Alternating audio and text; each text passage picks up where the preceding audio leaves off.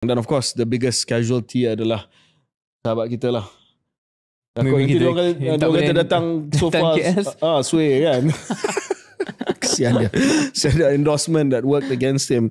Nick Nazmi lost to Aflin Shauki di Setiawangsa. Dan saya rasa, I don't know if you read, Nick said that he was going to make some complaint kan. Dia tak berapa puas hati dengan perjalanan saya bahasa ni. Dia sangat lembut dan diplomatik, tapi basically message dia ada keraguan mungkin daripada pihak dia. Yang saya tafsir lah. Saya tak kata dia sebut begitu. Yang saya tafsir ada keraguan daripada pihak beliau bahawa ketulusan itu mungkin boleh dipersoal.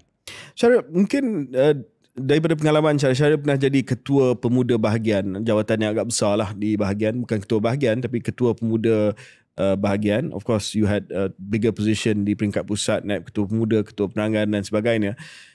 Boleh ceritakan sikit kepada pendengar dan penonton KS sebagai seorang pemegang jawatan kerajaan